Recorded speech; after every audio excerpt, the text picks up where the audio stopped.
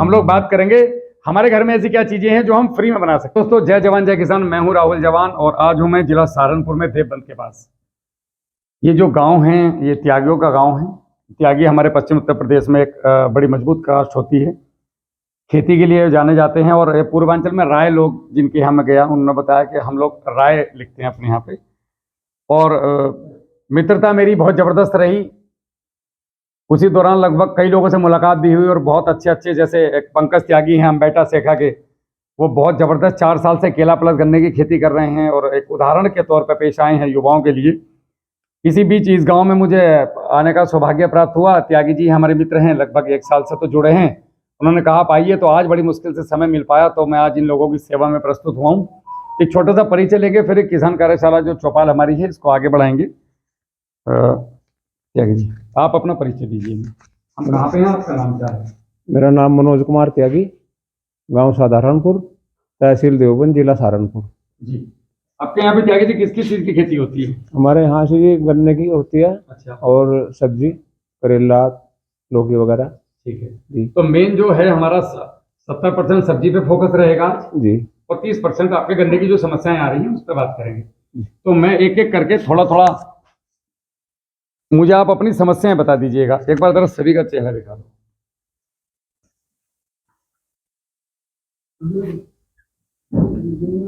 इस तरीके से आप अपनी अपनी समस्याएं हमें बता दीजिएगा। तो एक तो हो गया जो आपने मुझे बताया अभी, गन्ने की फंगस आप लोगों के यहाँ बहुत आती है, ठीक है साहब। इसका उपाय और कीड़ों का उपाय है नहीं। तो गन्ने में फंगस और कीट नियंत्रण सारे आ जाएंगे, चिंता मत करो। जब आप डंड लगाओगे तो बॉडी सारी बनेगी, खाली हाथ ही हाथ नहीं बनने के, छाती पे फूलेगी उसमें। दूसरा समस्या, अच्छा नहीं वो फंगस और कीट में आ गया भाई साहब। टॉप बोरर भी कीड़ा ही है। नहीं किसी ने कहा, अंग्रेजी दवाई अलग है, जो मैं बताऊंगा वो एक ही है। हाँ, और ये कोई अंग्रेजी कंपनी का प्रचार नहीं है। यहाँ हम लोग बात करेंगे हमारे घर में ऐसी क्या चीजें हैं जो हम फ्री में बना सकते हैं, ठीक है। अच्छा, और उसके अलावा क्या क्या समस्याएं आ रही हैं? गन्ने का यहाँ खत्म हो गया, और कुछ है गन्ने में? फुटा होगा, ठीक है। चलो और ठीक है। और गन्ने का क्या है? चलो गन्ने में 2 समस्याएं। अब आपकी सब्जी पे किस किस सब्जेक्ट पे बात करेंगे? तीसरी सब्जी, पहली सब्जी कौन सी है? इधर देखा बेटा, पहली सब्जी कौन सी है? करेले पे बात करेंगे। उसके बाद लौकी, खीरा, बैंगन, और 7वां है कद्दू। अच्छा, अगर मैं एक ऐसा सूत्र बता दूं जो इन सारी सब्जियों का नाम तो अलग अलग है, एक ही फार्मूला सब पे काम कर जाए। एक ही फार्मूला सारी सब्जियों पे काम करेगा। जैसे हम सबको भूख लगी है, ताऊ जी छोड़ दो, परेशान मत हो, जिसकी तशरीफ को दिक्कत होगी वो बैठ जाएगा उलट पलट होके। हम जैसे इतने सारे लोग बैठे हैं, हमें सबको भूख लगी, हम अब त्यागी जी के घर हम दावत में चले गए, हम सब भूखे हैं, तो क्या हम सबके लिए अलग अलग खाना आएगा? खाना तो एक ही बनेगा ना। ऐसे ही खेती का भी एक ही सूत्र है, लेकिन हम लोगों को बताया गया है क्या? अलग अलग, केवल अलग अलग मात्रा खाद की ऊपर नीचे होगी। जैसे करेले की मात्रा अलग रहेगी डोज की, धान की अलग होती है, गेहूं की अलग होती है, तो मात्रा में ऊपर नीचे होगा। सूत्र जो है भोजन का वो एक ही है, पंडाल एक ही है। खाना हम अपनी भूख के अनुसार खाएंगे। आपको क्या भूख लगी है? मीठे का मन है, मुझे चटनी का मन कर रहा है, इनको रायते का मन कर रहा है, लेकिन पंडाल एक ही है। हमें क्या बताया गया है कि अलग आदमी का अलग पंडाल। तो खर्चा बढ़ा के घटा, अलग अलग पंडाल लगाओ। आप 1000 पंडाल लगाओ, 1000 आदमी आ गए तो एक ही पंडाल में 1000 आदमी खाना खा लें तो क्या दिक्कत है? खाना ही है। तो हमें खेती में भी यही सिखाया गया है कि अलग पंडाल, हर चीज का अलग, और दवाई इसकी अलग, अलग अलग नए साल्ट। हाँ, और दूसरी बात, डोज जो रिकमेंडेड डोज अगर है, देखो किसी भी इंसेक्टिसाइड की अगर बात करें जो मैंने अनुभव करा है, तो 0.75 ml प्रति लीटर से ज़्यादा नहीं देना चाहिए। अगर इमरजेंसी आई तो ये प्रयोग करें, वरना प्रयोग करने की आवश्यकता नहीं है। आप लोग कितने डाल रहे हो? 3 ml प्रति लीटर। बताओ मैं गलत बोल रहा हूं तो? 40 से 45 ml डालते हो? 25 नहीं, एक टंकी में 25 से 50 तक डालते हो आप लोग, बल्कि 70-75 तक जा रहे हैं कुछ बिरला लोग जो ज्ञानी समझते हैं अपने आप को कि यार वो डाल मजा आएगा। जल्दी मर जाएगा। ये कैंसर बांट रहा है हमें। किसी भी चीज की अति बुरी होती है, तो ताकत की अति हो, पैसे की अति हो, सत्ता के पद की अति हो, ज्ञान की अति हो। आपको घमंड हो जाए कि मुझे बहुत ज्ञान हो गया, तो आप बर्बाद हो, उसी दिन से मामला पट है होना चालू। दवाई की अति हो, खाने की अति हो, घी की अति हो, बादाम की अति हो, किसी भी चीज की अति बुरी, पागल कर देती है आदमी को मद में। सही है, यहां तक सहमत हो? तो वैसे ही हमारी दवाइयों की अति हमने कर दी। तो हमें क्या बताया गया है कि साहब करेला तो हम लगा लें, लेकिन बीमारी बहुत आना है करेले में। घुइयां तो हम लगा लीजिए, बट घुइयां में बीमारी बहुत आती है। त्यागी जी, घुइयां में बीमारी नहीं आती, आपकी जमीन में बीमारी है। अरे लौकी नहीं, घुइयां यहाँ क्या बोलते हैं सहारनपुर में उसको? हमारे तो घुइयां बोलते हैं। अरबी समझ लो। हाँ, अरबी। मतलब एक उदाहरण दिया मैंने आपको कि गन्ने में साहब बड़ी बीमारी आ रही है। भैया गन्ने में बीमारियां नहीं हैं। बीमारियां जो हैं, ताऊ जी सुनो, बस कान खोले रखो, मुंह बंद रखो। मुंह बाद में खोलियो, माइक दूंगा, आराम से बोलियो उसमें। हाँ, ये जो है ना, अगर आप बीच में बोलोगे तो मेरी लय भटक जाएगी। तुम पता मुझे 1.5 घंटा बोलना है अभी, और 1.5 घंटे में लय भटक गई तो मुझे नहीं पता चलना सहारनपुर जाना है देवबंद। मैं कभी सहारनपुर जाऊंगा, कभी देवबंद जाऊंगा, तो मुझे देवबंद से सहारनपुर आने दो आराम से, धीरे धीरे। हमारा जो है, हमारा सिस्टम ही पूरा, हम लोगों ने क्या, सपोज करो मैं फौज में गया, भर्ती हो गई। अब अगर मैंने अच्छे से ट्रेनिंग नहीं ली और मैं अगर भर्ती हो गया, तो आप बताओ, मैं केवल वहां मरने के अलावा कोई रास्ता है मेरे पास? तो हम हर एक की ट्रेनिंग होती है, जैसे फौजी की ट्रेनिंग होती है, पुलिस की ट्रेनिंग होती है, पटवारी बनेगा लड़का उसकी ट्रेनिंग होगी। अब कोई भी काम कर लो, इंजीनियर बनेगा उसकी ट्रेनिंग होगी, गाय भैंस का डॉक्टर बनेगा उसकी ट्रेनिंग होगी। किसान की कोई ट्रेनिंग नहीं। अब किसान को ट्रेनिंग देने कौन आ रहे हैं? जिन्होंने किसान को दवाई बेचनी या बीज बेचना, जिन्हें किसान जिनके लिए ग्राहक है। आप लोग मेरे लिए ग्राहक नहीं हो। उसका कारण मैं किसान की औलाद हूं, 18 साल फौज में रहा हूं, बिजनौर का रहने वाला हूं, आपके पास का। फौज में नौकरी करते करते किसानों ने जब आत्महत्याएं की तो मन में ये आया कि यार ये मर क्यों रहे हैं बेचारे। घर आके पिताजी से पूछा, पिताजी के पास पुख्ता जवाब नहीं थे। जैसे मैंने भी त्यागी जी से पूछा था कि 1 एकड़ में कितना गेहूं का बीज लगता है और कितने दूरी होनी चाहिए गेहूं की, कितने पानी कितने खाद होने चाहिए। त्यागी जी बोल रहे जी हमें इसकी सही जानकारी है नहीं, सच पूछो तो जैसा करते आ रहे हैं वही पता है।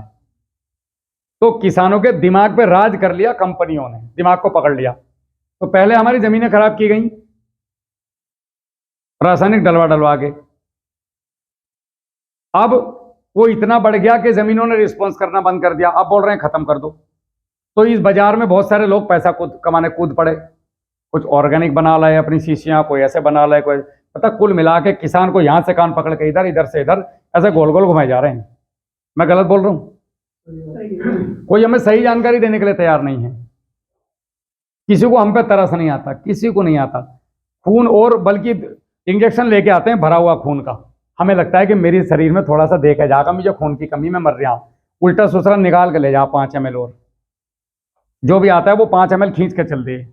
और हमारी तरस नहीं कर रहा कि हम मरने वाले हैं। किसान की जमीन रिस्पॉन्स नहीं कर रही, किसान की फसल रिस्पॉन्स नहीं कर रही है, किसान के पास पैसा नहीं है, किसान कर्ज में है, किसान दुख में है। किसी को कोई लेना देना नहीं, सबको अपनी सत्ता कुर्सी और किसी को कुछ चमकाना है। मेरी जबान कड़वी हो सकती है, गालियां भी मिलती हैं मुझे, लोग देते भी हैं, धौंस भी देते हैं फोन करके। ये भी कहते हैं कि गंगा पार करके दिखा तो तुझे बताएंगे। ऐसे भी हैं। हम बोले भाई लोग गंगा पारी करके आएंगे। तो सही बात कोई बताने वाला तैयार नहीं। जो बताता है उसकी मीटिंग कैंसिल करने की तैयारी होती है कि इसकी मीटिंग में आदमी मत भेजो, किसान नहीं जाने चाहिए। मेरे साथ यहाँ तक हुआ है कि किसानों को घर घर जाके बोला गया है कि उनकी मीटिंग में मत जाना, वरना तो दवाई नहीं दूंगा, दुकान पर से लीजिए जहाँ से लागा। अब सोचो आप, ये अच्छी चीज़ें नहीं है कुल मिला के। खैर छोड़ो, जिसका जो भी है, भगवान उनका भला करे। हमारे पास ट्रेडिंग की कमी और तकनीकी चीज़ों की हमेशा कमी रही है किसान, भारतीय किसान के पास। आप लोग जो भारत सरकार इस समय पे ड्रिप चला रही है, अब उन सुविधाओं को उठाओ। सरकार ड्रिप दे रही है, आप ड्रिप अडॉप्ट करो, पानी की वैल्यू को समझो। आज नहीं तो कल हमें इस पे आना पड़ेगा। सरकार सोलर वाले ट्यूबवेल दे रही, आप लोग बिजली के छोड़ के सोलर वाले ट्यूबवेल पे आओ। सरकारी योजनाओं के बारे में अपने जो आपका जिला कृषि अधिकारी हैं, आप उनके ऑफिस में जाओ, ये आपका अधिकार है। आप उनसे जाके कहिए कि साहब हमें योजनाओं की पूरी जानकारी दीजिए, और आप सारी योजनाओं का लाभ उठाओ।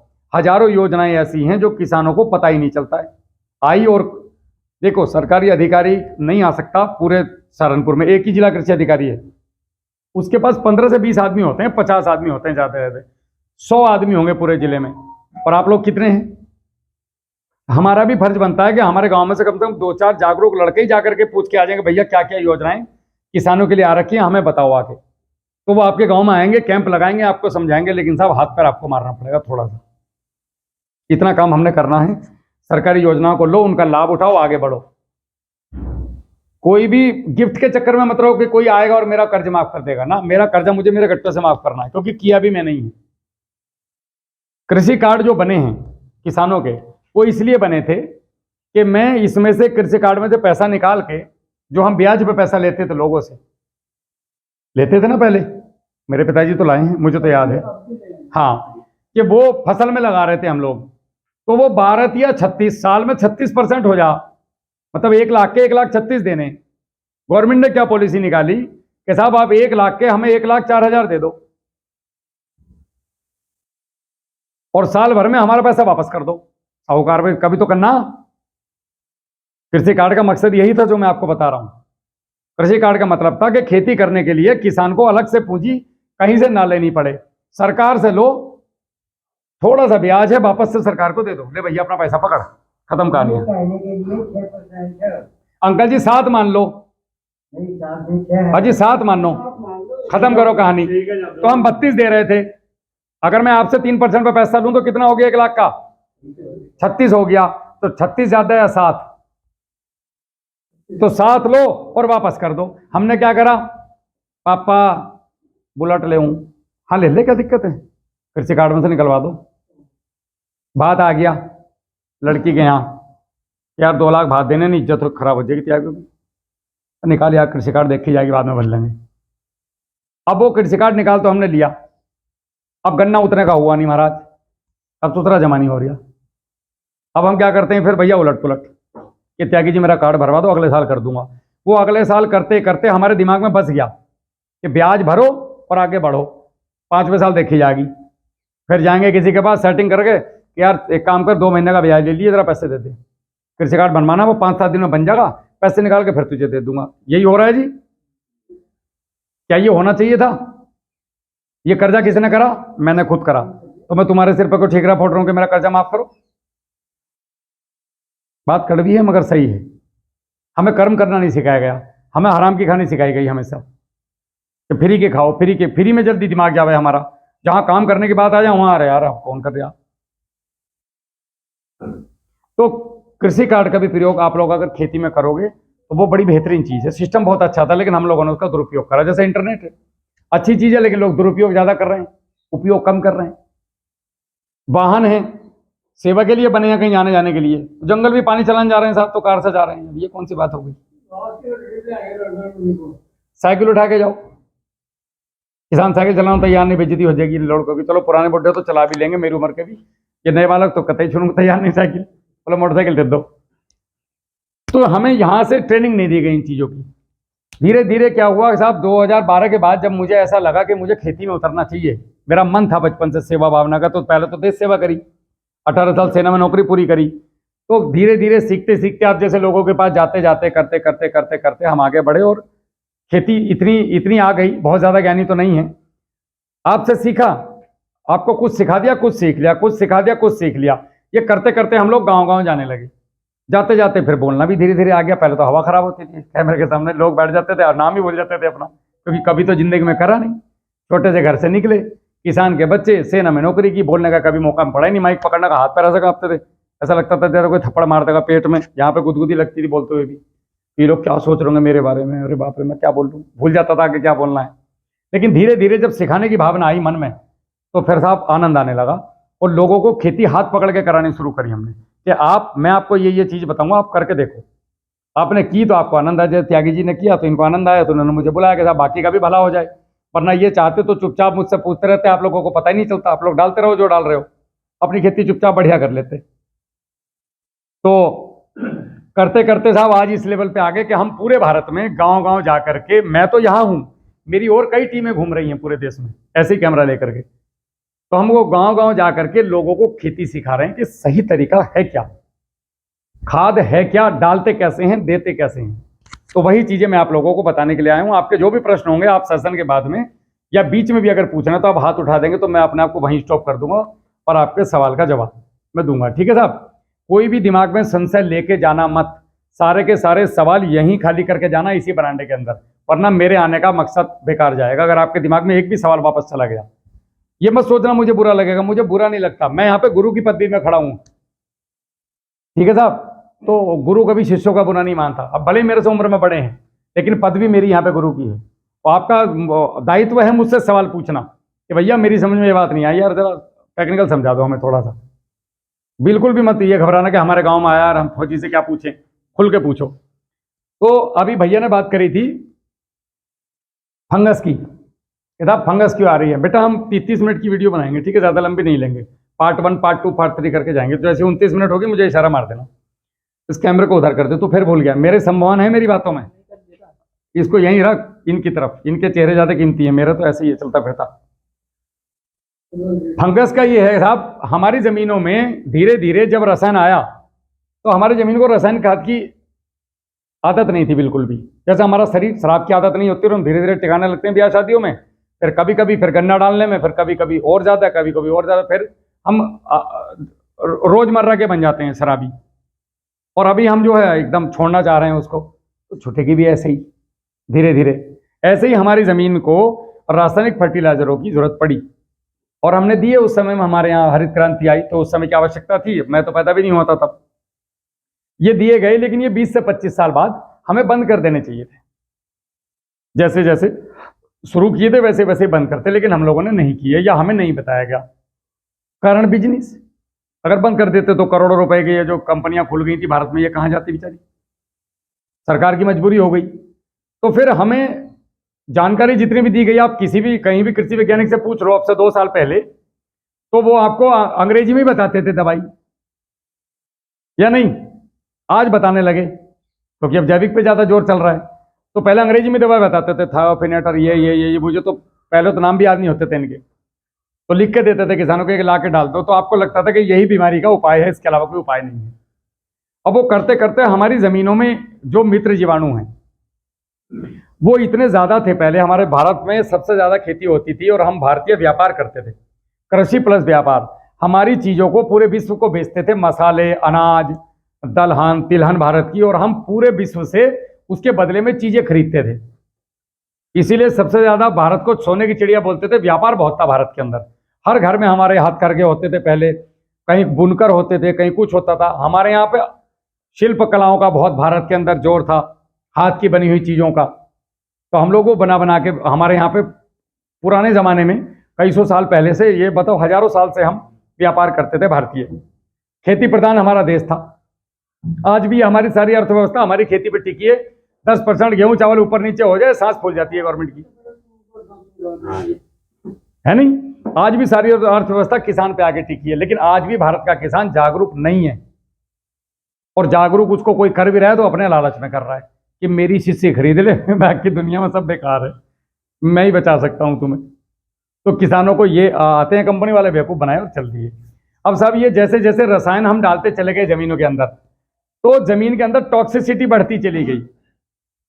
टॉक्सिसिटी का मतलब है दो कणों के बीच में सघनता।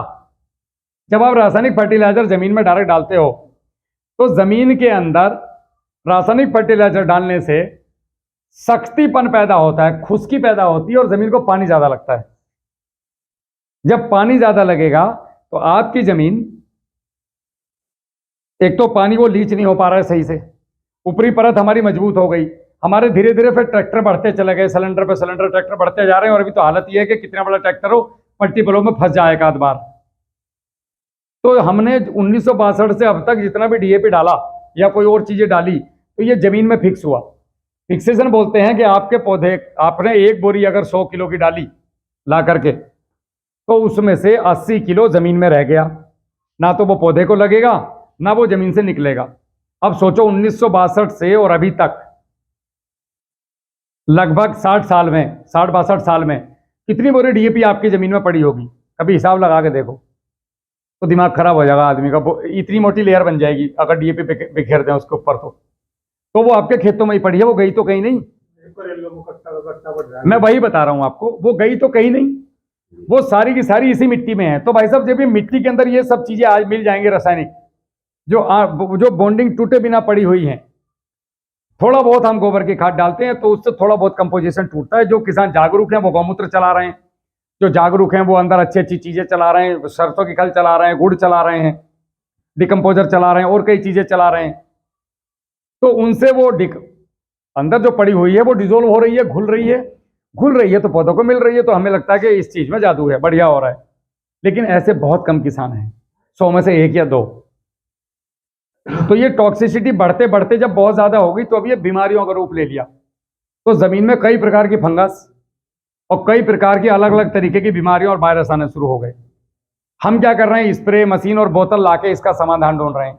इसका समाधान बोतलों में नहीं है, इसका समाधान आपके घर में और आपके दिमाग में है। तो जब तक हम अपनी मिट्टी पे काम नहीं करेंगे तब तक हमारे इस खेत से कोई बीमारी जाने वाली नहीं है। मिट्टी के लिए क्या करना चाहिए आप लोगों को? सबसे पहले मिट्टी की जांच, ठीक है साहब? मिट्टी की जांच सरकारी लैब भी करती हैं। हमारे मुजफ्फरनगर में जांच सेंटर में एक अंकित बेनीवाल जी हैं, युवा किसान नई सोच के नाम से उनका चैनल भी है। वो भी मिट्टी की जांच का उन्होंने खोला हुआ है, गांव गांव जाकर के किसानों के सैंपल ला रहे हैं, मिट्टी की जांच कर रहे हैं। उसके अलावा बिजनौर में मेरे यहाँ पे एक लड़का है अक्षत देवराहा, सिवारा में, वो भी बड़े स्तर पे मिट्टी की जांच करता है। और आपके आसपास में भी जरूर कई लोग प्राइवेट लैब खोल के बैठे होंगे, उनसे ही करवाओ या आपके सरकारी केंद्र में जाओ, कृषि विज्ञान केंद्र में हर जिले में मिट्टी की सुविधा की जांच निःशुल्क उपलब्ध है।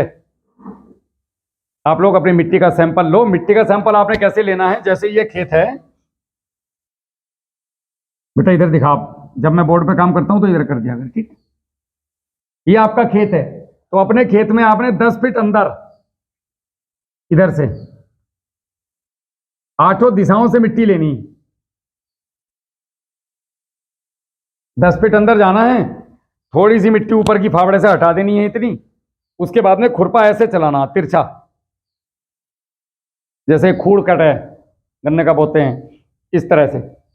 और ये मिट्टी को ले लेनी है, सारी मिट्टी लेके इसको हाथ सब में मिला लो, इकट्ठी कर लो। फिर इसको धीरे धीरे हिलाओ तो मोटे मोटे डले ऊपर आ जाएंगे, उनको अलग कर दो। फिर इसके 4 हिस्से करो, फिर आधी रोक लो, फिर हिलाओ। इस तरीके से मिट्टी भर रह जाएगी बाद में। ये एक मुट्ठी को एक पन्नी में भरो या डब्बे में भरो, अपना नाम, गांव, पता, जिला, तहसील लिखो, चाहे तो पोस्ट कर दो, चाहे वहां जाके देके आ जाओ कि साहब मेरी मिट्टी की जांच करो। और जहां भी जांच कराओ बोलो भैया दूसरी लैब में भी कराऊंगा, अगर गड़बड़ आई तो देख लेना, पैसे नगद वापस लेके जाऊंगा अपने। जागरूक हो जाओ थोड़े से, ठीक है? किसान क्या करता है, पैसा दिया रिजल्ट नहीं आया तो कोई बात नहीं, कोई बात कैसे ना, हमारा कोई हराम का पैसा थोड़ी है। तो मिट्टी की जांच आप करवाओ। मिट्टी की जांच में आपको ये पता चलेगा, जैसे अभी मैं त्यागी जी के घर आया तो त्यागी जी ने मुझे खाना खिलाया बहुत बढ़िया, बर्फी भी लाए थे, ये केला भी था, नमकीन बिस्कुट भी थे, बेचारों ने तेरी सेवा करी अपनी तरफ से। अब मैंने इनसे पहले कह दिया था मैं खाना खाऊंगा, बोला था जी। अन्य आदमी कहता नहीं शर्म के मारे, मुझे कहीं की शर्म, मेरा किसान है, मैं नहीं कहने का तो कौन कहेगा। अगर मैं इनको ना बताता और मैं घर से खाना खा के आ जाता और त्यागी जी मुझे खाना खिला देते, ला कर रख देते, तो वो खाना ओवरडोज था कि नहीं था? मेरी बात को ध्यान से समझना, एक एक लाइन मेरी बिल्कुल भी फालतू नहीं होगी। आप लोगों को दिमाग में समझाने के लिए उदाहरण देकर समझा रहा हूं, क्योंकि मेरे सामने किसान बैठे, आप लोग मेरे बाप ताऊ चाचा हो, कोई अलग नहीं हो, मैं कहीं अलग से बन के नहीं आया हूं। तो आपको किस भाषा में समझ में आएगा उसी भाषा में मैं समझाने की कोशिश कर रहा हूँ। तो त्यागी जी का भी अगर मैं खाना खा लेता तो एक तो मेरी तबीयत खराब होनी थी या मेरा वजन बढ़ना था, सीधी सी बात है। और या वो खाना बचता, अगर मैंने वो खाना दे भी देते ये मुझे, तो क्या मैं पूरा खाना खा पाता? आप बताओ। उसमें से दाल बच जाती, चावल बच जाते या बर्फी बच जाती, खाना बचता कि नहीं बचता? तो नहीं गए, बचता नहीं खाना, तो वो खाना बेकार गया कि नहीं? ना तो त्यागी जी का रहा ना मेरा। ऐसे ही जब आप बिना मिट्टी की जांच किए अपने खेत में खाद डालते हो, सपोज करो आपने पिछली बार एक बोरी डीएपी डाला और आपने बो दिया लेटा, तो लेटो को तो डीएपी लगता नहीं, ना के बराबर लगेगा। तो वो डीएपी तो पड़ा है जमीन में। अब अगली फसल के लिए, अब तुमने देखा होगा कई बार जब आपने वो कराया होगा, मिट्टी की जांच कराई होगी, तो उसमें आया होगा फास्फोरस पर्याप्त है, नहीं पोटास पर्याप्त, फलानी चीज पर्याप्त, इसकी न्यूनतम, मतलब ये कम है ये पूरा है। अब जब ये दूसरा पूरा है तो हमने फिर अगली फसल में दिया नहीं कि पूरा आ जी हमारी में। तो पूरे का मतलब है फिक्स होके पड़ा है भाई साहब पहले से तुम्हारी जमीन में। पूरे का मतलब है उसकी बॉन्डिंग तोड़नी है। बॉन्डिंग मतलब जो पड़ा है उसको घोल के देना है, पड़ा है घोल के देना है। आपने सोचा अपने आप घुल जाएगा, अपने आप नहीं घुलने का कभी भी। घोलेगा कौन? मित्र जीवाणु। जमीन में जितने भी मित्र जीवाणु हैं, जमीन में वही पौधा उगाते हैं, वही अंकुरण करते हैं, वही पौधे को पालते हैं। हमने मन में वहम बना लिया कि हम पौधा पाल रहे हैं। जितना भी खाद हम पौधे को देते हैं, 18 तत्व जो पौधे को चाहिए, जो वैज्ञानिकों ने अभी तक निकाल कर रखे हैं कि 18 तत्व हैं, उनमें से मान के चलोगे 90% के आसपास, 90% के आसपास जो खाद है पौधे को जो मिलता है, पौधा पलता है, वो नेचर पालती है जी, प्रकृति, कुदरत। और 10% उसको जो जरूरत पड़ती है वो हम मनुष्य अपने रूप में देता है। हमने क्या कर लिया कि 90% पौधे को हम खिलाएंगे, साला कुदरत को नहीं खिलाने देने के। गलत बोल रहा हूं? आपका एक ही चीज पर ध्यान है, खाद, उसके अलावा किसी चीज पर ध्यान नहीं, ना पानी प्रबंधन पर ध्यान, ना किसी चीज पर ध्यान, बस खाद और कीड़ों की दवाई, खाद और कीड़ों की दवाई और फंगस की दवाई, बस। हम गलत कर रहे हैं कि नहीं कर रहे हैं? कुदरत का काम भी हम जबरदस्ती करने की कोशिश कर रहे हैं। और इंसान ने जब जब कुदरत का काम करने की कोशिश करी है, कुदरत ने उसे उसकी औकात दिखा दी है। पीछे कोरोना में भी देख ली होगी तुमने, सब पानी को पापा बोल गए थे कि भगवान इस बार बख्श दे, अगली बार से गलती नहीं करने की। हुआ ऐसे ही। आप जब बिना मिट्टी की जांच किए लगातार खाद पे खाद डाले जाते हैं बिना सोचे बिना समझे, तो ये मिट्टी की तबीयत खराब करेगा कि नहीं करेगा? अभी सुनते रहो त्यागी जी, बहुत मजा आने वाला है। तो मिट्टी बीमार होगी कि नहीं होगी? अब जब मिट्टी बीमार हो गई, मित्र जीवाणु उसमें से निकल गए या नीचे चले गए लीच होकर के, तो भाई साहब कुछ भी डाल लो, फिर आपकी फसल में केवल बीमारी के अलावा और कुछ आना नहीं। तो कभी भी मिट्टी की जांच करवाओ, उसके आधार पे वो हम लोगों को भेजो कि राहुल भाई इतना आया, आप मुझे करेले के लिए खाद बता दो, तो मैं या मेरी टीम आपको करेले के लिए खाद का चार्ट बता देगी। पूरे गांव में वही चार्ट फॉलो करो। क्या दिक्कत है? अपनी अपनी मिट्टी का फ्री सेवाएं, हम लोग पैसा लेते नहीं हैं कुछ। तो ये हो गया आपका मिट्टी की जांच, जो सबसे जरूरी है। ठीक है साहब? मिट्टी की जांच के साथ साथ अब हम क्या करें कि हमारे खेत में जो फंगस और कीड़े लगते हैं कि इनसे हमें निजात मिले। तो आपने क्या करना है, नेचर पे जाना है, वापस से प्रकृति पे। दुकान की बजाय प्रकृति पे जाओ। प्रकृति पे क्या है? हमारे पास अच्छी खेती करने के लिए 7 चीजें होना अनिवार्य है। 7 कल्चर, इन पे मैं आऊंगा। पहला है ट्राइकोडर्मा, सबको पता है इसका नाम। ठीक है साहब? ट्राइकोडर्मा में 2 आती हैं, एक आता है हर्जीनियम और एक आता है वीरिडी। और इसी के स्पीसीज है, उसे बोलते हैं सूडोमोनास।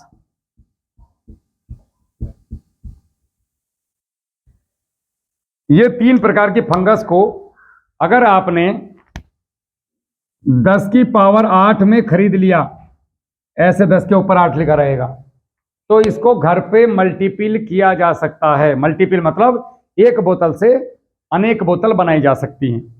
यदि ये 10 की पावर 6 है तो फिर नहीं मल्टीपल कर सकते, एक की एक ही डालनी पड़ेगी। एक मिनट बेटा, अगर ये 4 है तो भी नहीं कर सकते, समझ गए साहब? तो हमें चाहिए 10 की पावर 8। 10 की पावर 8 में अगर हमारे पास ये मल्टीपल बैक्टीरिया, बहुत लैब बना रही है भारत में, लेकिन आपने किसी भी विश्वसनीय लैब से ये खरीदना है। इसको आपने एक बोतल लेनी है और एक बोतल से 20 लीटर बनाना है। घर पे लाए, बनाने के लिए आपने 20 लीटर के अंदर 600 ग्राम गुड़ और 200 ग्राम मैदा, फूल मैदा, आटे की जो पिसके बनती है, ठीक है, वो उसके अंदर डाल दो और ये एक बोतल डाल दो और इसको साफ लकड़ी से चलाओ और वो लकड़ी इसी के लिए रख दो। दूसरी फंगस में नहीं मिलाना, तीसरी में भी नहीं मिलाना, ठीक है साहब? तो आपने क्या करना है, एक तो ये मामाओं को बंद कर दो, ये मामा बहुत चूं चूं करते हैं फोन, बिल्कुल फोन को बंद कर दो थोड़ी देर के लिए, नहीं तो मेरा मजा खराब हो जाएगा। अब आपने जो ये तीनों की तीनों मंगवा ली, चाहिए आपको 7। पहले मैं फंगस का बता देता हूँ रगड़ा। ये तीनों जब आ गई तो जितने प्रकार की फंगस हमारी जमीन में होती है उस पर दिमाग लगाना बंद कर दो। 16 प्रकार की के 2 प्रकार की है, ये सबका बाप है, आपको दुकान पर जाने की जरूरत नहीं। तो एक बोतल अगर सपोज करो हमारी 500 रुपए की आती है, क्या की जी, तो 20 बोतल कितने की बैठी है? 10,000 की नहीं, भाग कर दो। एक बोतल कितने की पड़ी? 25 दूनी 50, 25 रुपए की एक बोतल पड़ गई। 25 रुपए में ट्राइकोडर्मा में लाकर देखिए, मुझे दुकान पर से कहीं से ओरिजिनल मिल जाएगा क्या? 200-300 का कम नहीं मिलता। हाँ, और ये 10 की पावर 8 में ही रहेगा। अगर 20 बनाओगे तो जितना ज्यादा बढ़ते जाओगे CFU काउंट कम होता चला जाएगा। CFU काउंट क्या होता है? 10 की पावर 8 का मतलब क्या है? देखो, ये आप लोगों ने सवाल नहीं पूछा, इसीलिए किसान को लोग ठग के चले जाते हैं। अभी आपने मुझसे ये पूछना चाहिए था, भैया यो 10 की पावर 8 क्या हो? तो 10 की पावर 8 का मतलब है 10 के आगे 8 जीरो, 1 2 3 4 5 6 7 8, इकाई, दहाई, सैकड़ा, हजार, 10,000, लाख, 10 लाख, करोड़, 10 करोड़, अरब। 1 ml में अरबों जीवाणु हैं। 10 की पावर 6 में 2 खत्म हो गए। तो इकाई, दहाई, सैकड़ा, हजार, 10,000, लाख, 10 लाख, करोड़, ये तो करोड़ ही रह गए। कितना कम हो गए? 90 करोड़। एक बूंद में 90 करोड़ कम हो गए, केवल एक CFU काउंट कम होने से। तो हमें कौन सा चाहिए? 10 की पावर 8, और 4 में ले आओगे तो लाखों में आ जाएगी कहानी। तो तुम्हारे खेत में क्या, एक बात बताओ, यहां पे आप लोग बैठे हैं 50 आदमी, अगर आप लोगों को भगाना है तो यहाँ पे 150 आदमी ले आऊंगा तो भागे चले जाओगे, चाहे कितने ताकतवर क्यों ना हो तुम, भले ही गांव तुम्हारा। और यहाँ पे अगर मैं आप लोगों से कम आदमी ले आऊं या थोड़े से ज्यादा ले आऊं, क्योंकि गांव आपका है और यहाँ पे वर्चस्व बना के बैठे हो बहुत साल से, तो सामने वालों को भागना पड़ेगा। आप अगर 100 हुए और सामने वाले 150 हुए तो उन्हें भागना पड़ेगा, भले ही संघर्ष कितना खूनी रहे। सही बोल रहा हूं? लेकिन 500 आ गए तो तुम भगे नजर आओगे। ठीक, जी गलत बोल रहा हूँ? उदाहरण के तौर पर बता रहा हूँ। यहीं पे अगर बाहर वाले 50 आ जाए तो सालों को इस कदर जुतिया हो गया, आपके जिंदगी में नहीं आने के कभी यहाँ सहारनपुर में गलती से भी बदमाशी दिखाने। तो जी, क्योंकि यहाँ आपका गढ़ है। आप लोग कौन हो? फंगस। आपको भगाना है अगर इस गांव से, मतलब ऐसा मत सोचो कि मैं गांव से भगा रहा हूँ, उदाहरण दे रहा हूँ। तो आपको ये फंगस मजबूत वाली चाहिए, 10 की पावर 8 वाली, 10 की पावर 8 वाली चाहिए। तो जब ये 10 की पावर 8, यानी कि हमारे पास सैनिक, अब इसको बॉर्डर से ले लेते हैं, अगर हमारे पास सैनिक ज्यादा होंगे और दुश्मन के सैनिक कम होंगे तो हम हावी रहेंगे नहीं उनके ऊपर। तो ये हमें 10 की पावर 8 चाहिए। तो जब ये अरबों में आएगा तो तुम्हारे खेत में जो फंगस है उसकी धूल से उड़ाता चला जाएगा। तो 10 की पावर 8 ही लेना, डब्बे पे पढ़ लेना। कहीं विश्वसनीय लैब ना मिले तो फिर लास्ट में हमें फोन करना मजबूरी में, तो मैं एक नंबर दे दूंगा, वहां से मंगवा लेना, ठीक है? वरना पहले अपने नजदीक में ढूंढो, अपने रिश्तेदारों की लैब में से लाओ, मेरे से मत लो, उसको छोड़ो। खैर, तो ये 3 हो गई फंगस। अब इनको करना क्या है? 1 लीटर से 20 लीटर बन गया। 20 लीटर बनाने में ध्यान रखने वाली बातें, बेटा मेरा थोड़ा आ रहा है थोड़ा सा, तू मेरा सम्मत मत हो जी, मेरी बात तो तुझे कैमरे में से देखना, जिसको भी देखना है। हमने क्या करना है, बनाते समय ध्यान रखने वाली बात, डंडा अलग होना चाहिए, निकालने वाला मग्गा अलग होना चाहिए। एक ही बार मग्गा आएगा, 20 रुपए का सस्ता वाला ले आओ, नोमी लगे बतरे 2 के मेले लगेंगे, अब जा सस्ते वाले मग्गे, और वो उसी के साथ रखो। रखना कैसे? जैसे 7 कंट्री रख ली तो पीले पे पीला निशान लगा दो, ताकि वो पता रहे कि पीला वाला मग्गा इसका। नहीं तो किसान ट्यूबवेल पे जाकर पता नहीं चलता, कोई सा भी किस्म डाल देगा। तो आपने अलग अलग इसकी वो बनाने हैं ड्रम 20-20 लीटर के। ठीक है साहब। प्रयोग कैसे करना है, कोई दिमाग नहीं लगाना है, रासायनिक दवाई की तरह करना है बस।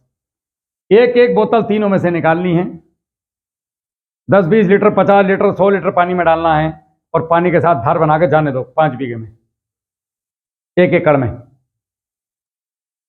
देखो फिर मजा।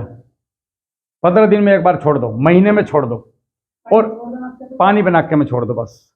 कुछ दिमाग लगाना नहीं, जैसे मन करे, जैसे आपके पास खेती अवेलेबल है। ड्रिप में तो ड्रिप में चल जाएंगे, और जो नाके से चलाना चाह रहे हैं डायरेक्ट, वो 10-20 किलो गोबर भी डाल दो इसमें, भोजन भी इनका वही है।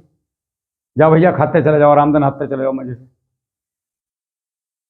इनके साथ जो ये सारे के सारे बना लिए आपने, आधा आधा लीटर इनमें से सब ले लो, एक ड्रम में डाल लो और उनको स्प्रे कर दो 15 दिन में एक बार। स्प्रे करते समय, क्योंकि ये जिंदा जीवाणु है, तो मुंह पे मास्क होना अनिवार्य है।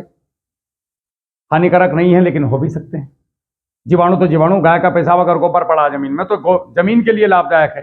मैं गोबर खान लगूं कि जमीन के लिए लाभदायक है, मेरे लिए भी लाभदायक थोड़ी होगा। तो वो खेती की फंगस है, तो फिर भी हमारे सांस के थ्रू ना जाए, हमें मुंह पर मास्क लगाना चाहिए सावधानी के लिए। ठीक है। अभी ये बनाने 7, 4 कौन कौन से हैं? मेटारीजियम एनिसोप्ले लिख लो, मैं लिखो, ये 3 लिख लिए।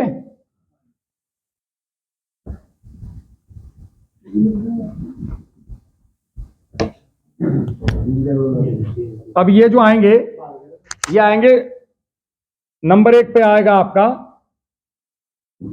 वर्टिसिलियम लकानी।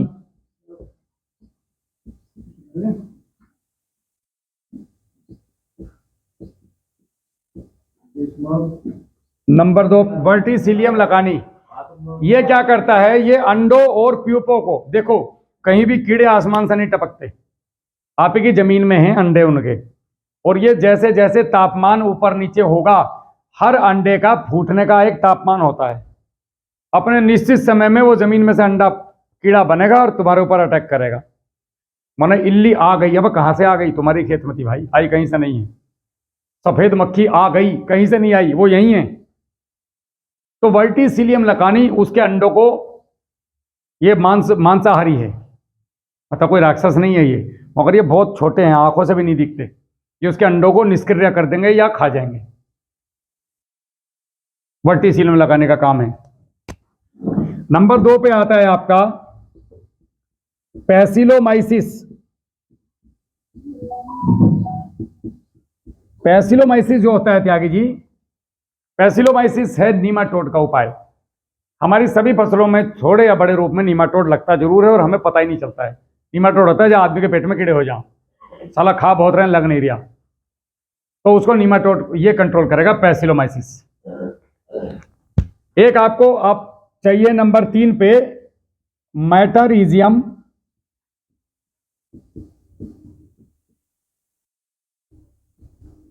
एनिसोप्ले।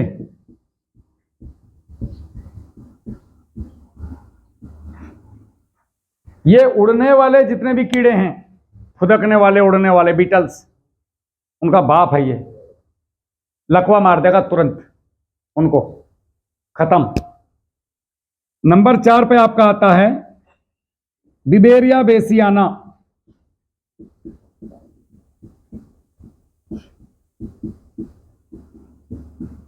ये जमीन के अंदर सफेद गिंडार रेंगने वाले, अंदर रेंगने वाले और रस चूसक कीड़ों के लिए काल है ये।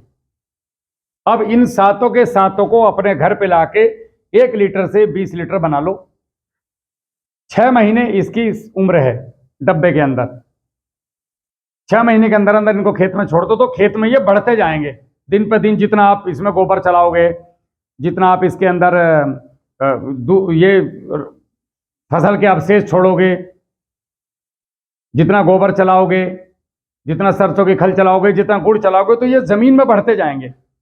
और 1, 2, 3 साल के अंदर अंदर इनका एक और काम है, ये आपके खाद जो पड़ा हुआ है उसको भी डिकम्पोज करेंगे। जो बॉन्डिंग पड़ी हुई है सालों साल से, कवच को तोड़ेंगे जमीन के, जमीन ढीली करेंगे, पानी को लीच कराएंगे, पोषक तत्वों को खींच के ला करके पौधों को देंगे। मतलब ये कुल मिला के सुरक्षा की गारंटी है आपकी फसल की। तो 1 बोतल सब में से निकाल के, सातों में से एक साथ मिलानी है, जमीन में छोड़ देनी है, सब में से आधा आधा लीटर लेके 15 दिन में स्प्रे कर देना है। ना तो प्रभु फंगस आएगी। अभी एक सरदार जी हैं, कल फोन आया था मेरे पास, हरजीत सिंह शाहजहांपुर के, तो उन्होंने रासायनिक दवाइयां डाली आलू के ऊपर, आलू पे फंगस लग गई थी भयंकर। मेरे पास फोन किया तो उनके पास ये कल्चर पहुंच चुके थे, पहले मंगवाए थे। मैं बोला भाई जब रखे हैं तो ये चलाओ। बोले गुरुजी अभी पूरे 5 दिन हुए नहीं है पूरे। हम बोले निकाल लो, तो उनके स्प्रे कराया 7 चीजों का मिला के। अभी उनका कल फोन आया था और वो भी इस वीडियो को देख रहे होंगे, कमेंट जरूर करेंगे नीचे। तो वो कह रहे थे कि भैया यार चमत्कार हो गया, मतलब गजब, साला जो काम 4000 की दवाई नहीं कर पाई हो, ये 20 रुपए की चीज ने काम कर दिया। त्यागी जी, इधर बुद्धि जाएगी तो ही जेब में पैसे आएंगे, वरना इन बच्चों का भविष्य खतरे में है। ठीक है, ये लाओ अपने घर पे बनाओ। 1 लीटर, आप 1 एकड़ का खर्चा मान लेते हैं 1 महीने का। 1 बोतल कितने की? 25 रुपए की। तो 1 बोतल तो गई उसमें, और 1 बोतल के 2 स्प्रे हो गए, 50 रुपए। 1 एकड़ की बात कर रहा हूं मैं, 50 रुपए एकड़ का, 1 कल्चर का आपका महीने का खर्चा है। 7 कल्चर हैं, कितने हो गए? 350 रुपए एकड़ का महीने का खर्चा, 1 एकड़ का, वो भी एकदम जैविक तरीके से।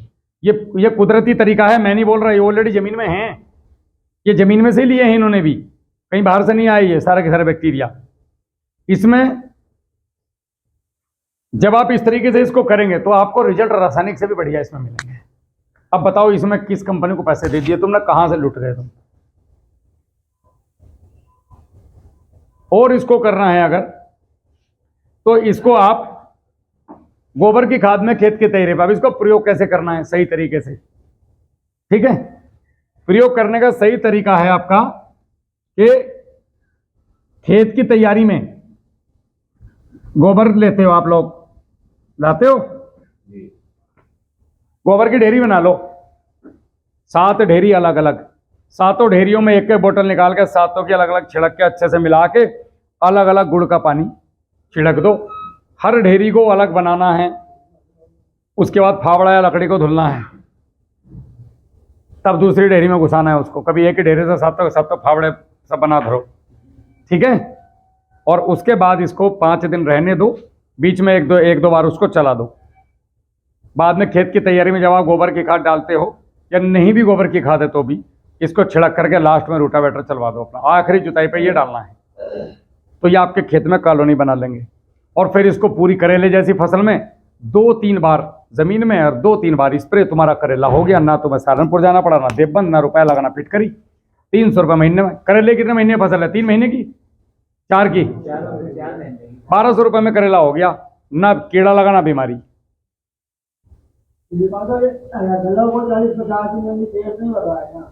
मैं वही बता रहा हूं, अगर ये करोगे, आपकी फसल अगर 90 दिन फल देती है तो 95 दिन देगी। करके देख लो, आप ही लोग अकेले नहीं हो, लाखों लोग कर रहे हैं जो लोग मेरे साथ हैं। तो ये तो हो गया आपके बीमारियों का इलाज, फंगस का इलाज। जो आपने सवाल पूछे थे भैया ने, टॉप बोरर पूछा था गन्ने में, कहांगे भैया जी? आपने पूछा था ना, यही है उपाय। अब समझ में आ गया जो मैंने समझाया, तो दुनिया की सारी बीमारियों का इलाज ही यही है। उड़ने वाले, रंगने वाले, चेलने वाले, घुसने वाले, सबको खत्म कहानी, पोक्का बोइंग से लेकर हर चीज तक का। ये चीजें नहीं बताता कोई, क्योंकि इसमें, इसको बताने में सामने वाले की जेब में पैसा नहीं जा रहा है, तो वो तुम्हें क्यों बताएगा? वो तुम्हें वो बताएगा जिससे उसको आमदनी होगी। हाँ, तो सेवा करने में और कहने में बहुत अंतर है। 1.5 लाख चैनल हैं यूट्यूब पे खेती के। आओ कोई गांव आकर के लोगों की समस्या का समाधान तो करो। कैमरे पे बैठ के तो कोई भी बोल सकता है, बहुत आसान है। जिसके चाहे उसके खिलाफ बकवास कर दो, हर चीज को गलत बता दो कि जो राहुल बोल रहा है वो गलत है। अबे तो साबित तो कर। क्यों त्यागी जी? हाथ केंगे को आरती का, पढ़े लिखे को पारती क्या? साला करो, देखो, मजा लो। तो कोई नहीं आपको बताएगा। क्यों नहीं बताएगा? क्योंकि उसमें उसका आमदनी नहीं हो रही भाई। अपना तेल फूक के, कौन इतना बेवकूफ है 1500 रुपये का तेल फूक के तुम्हें समझा के जाए तुम्हारे घर में पैसे आए, मैं खाली घूमता रहूं, लोगों को चाहिए नोट। भले तुम्हारे घर में 1 रुपया ना जाए, मुझे दे दो, मेरा पेट भर दो पहले। वही हो रहा है। तो ये 7 कल्चर आपको चलाने हैं महाराज, अगर खेती करनी तो। और मिट्टी की जांच पे आ जाओ। अब बात आते हैं, गन्ने की फंगस कीट की समस्या खत्म हो गई, ठीक है। गन्ने में इसको कैसे प्रयोग करना है बागपत वाली वीडियो में मैंने सारा बता दिया है। 30 मिनट का, नहीं तो फिर दोबारा से बोलना पड़ेगा। कुछ नहीं है, खेत की तैयारी में डालना है, जब आप इसको ट्रीट करना है, आधी आधी बोतल सब में से लेनी है, 200 लीटर पानी में मिलानी है, गन्ने को डुबोना है और निकालते रहना है। 4 पाई रख दो पास में, एक डुबो 2-4 मिनट रखो, 4 पाई पे डाल दो, डुबो निकालो, 4 पाई से नौकर ले जाते रहेंगे डालने के लिए, दबाने के लिए लेबर, समझ गए। उसके बाद में जो आपके अभी एक खाद बताऊंगा, भट्टी खाद, खाद जो देनी है वो खाद को बॉन्डिंग तोड़ के देनी है, पका के खाद देनी है हमने, ठीक है। भट्टी खाद बना के, ये वीडियो देख लेना आप, वीडियो में हमारे चैनल में सब दिया हुआ है भट्टी खाद कैसे बनती है, वो भी मैं आपको थोड़ा समझा दूंगा मोटा मोटा। नीचे से भट्टी खाद, ऊपर पेंडी आ गई ट्रीट की हुई, और ये 7 ढेरी गन्ने में बनेंगी फिर दोबारा से बुवाई के दिन, बुवाई से 7 दिन पहले। तो ये 7 ढेरियों को आप गन्ने की बुवाई पेंडी के ऊपर डाल देंगे, तो नीचे ट्रीट जमीन हो गई पहले पले हुए में, बाद में पेंडी ट्रीट हो गई, फिर ऊपर से भी ट्रीट किया हुआ ये सामान डाल दिया साथ के साथ। ऐसे की तैसे सोचना कहाँ से आ जाएगी फंगस और कीड़ा, जब Z+ सिक्योरिटी दे दी हमने ना। डाई अलग चीज हो गई, ये डाई नहीं है, डाई कीटनाशक थोड़ी है, डाई जो है वो भोजन है। नहीं, ये कह रहे कि मैं डाई डाली क्या फिर? हाँ डालनी है ना, क्यों नहीं डालोगे, डाई अलग डालोगे, ये तो उसके लिए जो तुम अलग अलग रंग बिरंगी दवाई ला रहे हैं खरीद के 2-2 हज़ार रुपए की, ये बीमारी का इलाज है, भोजन नहीं है। आप तो कह रहे साहब पैरासीटामोल खा ली मैंने, रोटी ना खाऊं, तो रोटी और पैरासीटामोल क्या लेना देना, पैरासीटामोल दवाई है, रोटी रोटी है।